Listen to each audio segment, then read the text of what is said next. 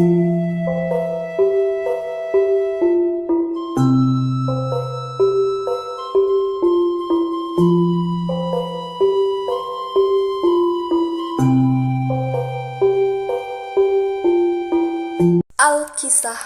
di sebuah kerajaan megah yang terletak di tanah Sunda. Hiduplah seorang raja bijaksana bernama Prabu Siliwangi. Ia memimpin rakyatnya dengan adil dan bijaksana. Sang raja juga memiliki seorang putri yang kecantikannya tiada banding, bernama Putri Kandita. Kandita tidak hanya dikenal karena parasnya yang elok, tetapi juga hatinya yang mulia.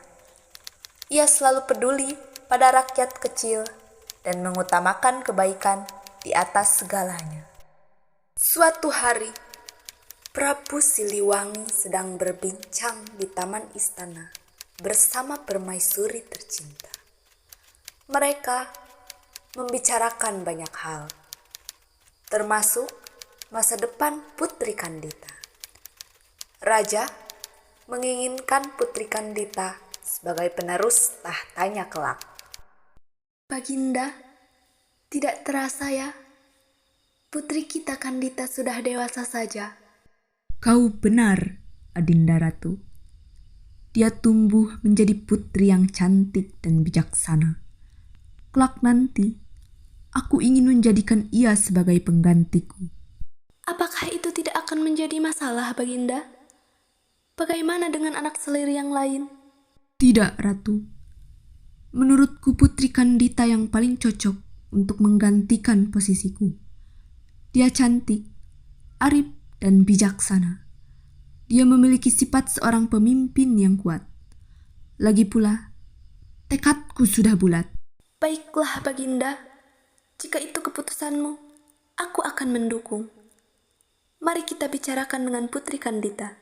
Prabu Siliwangi pun pergi menemui Putri Kandita dan mengutarakan keinginannya untuk menjadikan Putri Kandita sebagai calon penerus tahta dan pemimpin kerajaan kelak.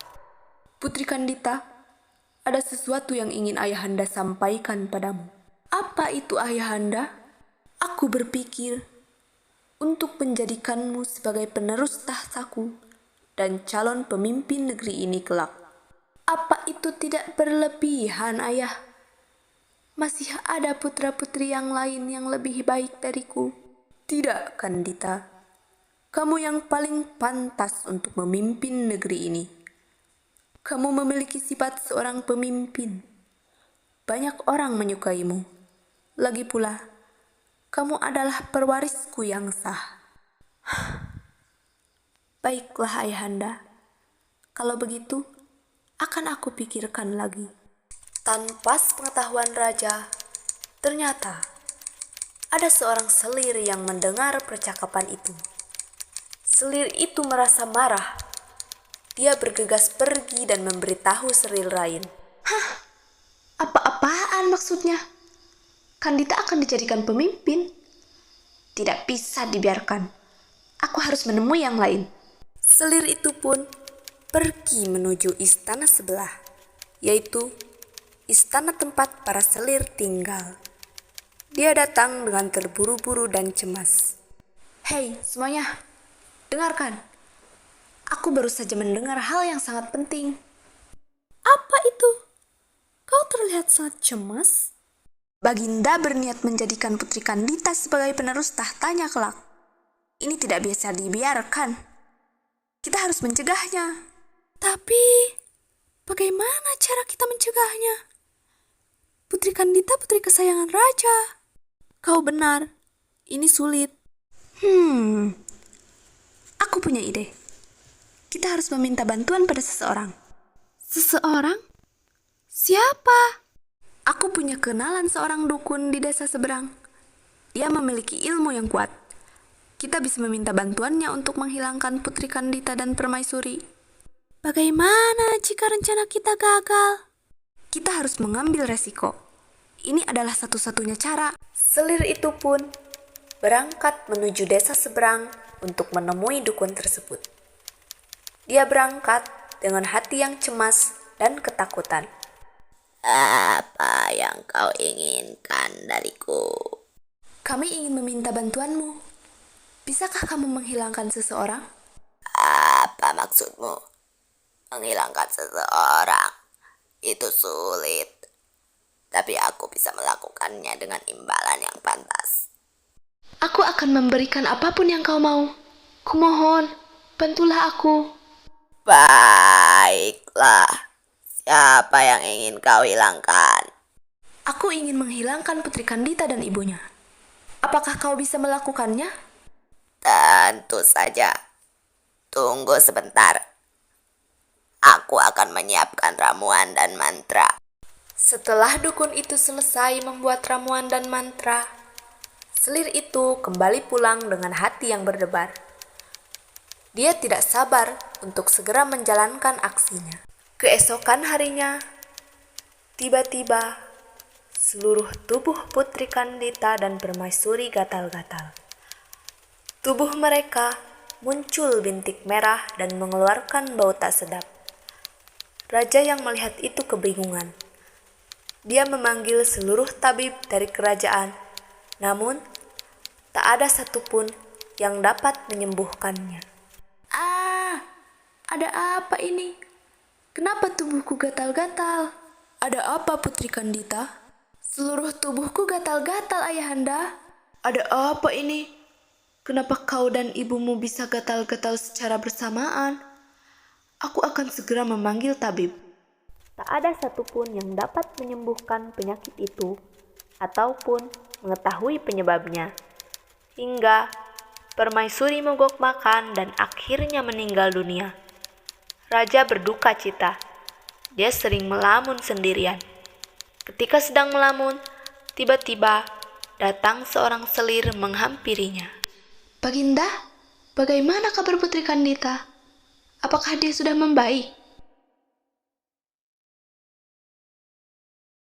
Baginda, apa Baginda tidak khawatir kalau penyakit Putri Kandita akan membawa bencana bagi negeri ini? Bahkan, Permaisuri meninggal karena penyakit ini. Lalu, apa yang harus aku lakukan? Menurutku, Baginda, sebaiknya kita asingkan Putri Kandita. Aku takut penyakit ini menular ke seluruh negeri dan membawa petaka. Baiklah, aku akan memikirkannya. Raja pun pada akhirnya memanggil Kandita dan dengan berat hati mengusir Kandita dari kerajaan tersebut. Kandita menerimanya dengan pasrah, meskipun ia tidak mau. Maaf, Putri Kandita. Sebenarnya, aku tidak tega mengatakan hal ini padamu. Ada apa, Ayahanda? Dengan berat hati, aku harus mengusirmu dari kerajaan ini. Aku takut penyakitmu akan membawa petaka bagi negeri ini. Ini keputusan yang terbaik untuk negeri ini dan untukmu. Baiklah, Ayahanda. Aku akan menerima keputusan ini. Pada akhirnya, Putri Kandita pun menuruti permintaan sang ayah. Dia pergi dari istana melalui pintu belakang. Putri Kandita berjalan tak tahu arah. Dia berjalan mengikuti kakinya, hingga dia kelelahan dan terduduk di bawah pohon.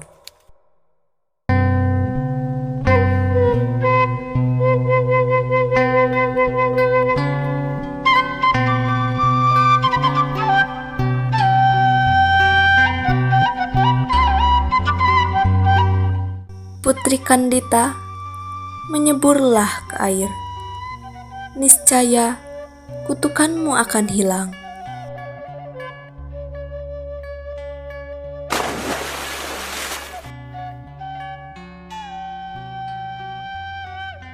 Mendengar bisikan tersebut, hati Putri Kandita tergerak. Dia menceburkan dirinya ke air dan berenang. Kemudian, dengan ajaibnya, seluruh penyakit yang ada di tubuh Putri Kandita hilang. Wajahnya kembali seperti semula.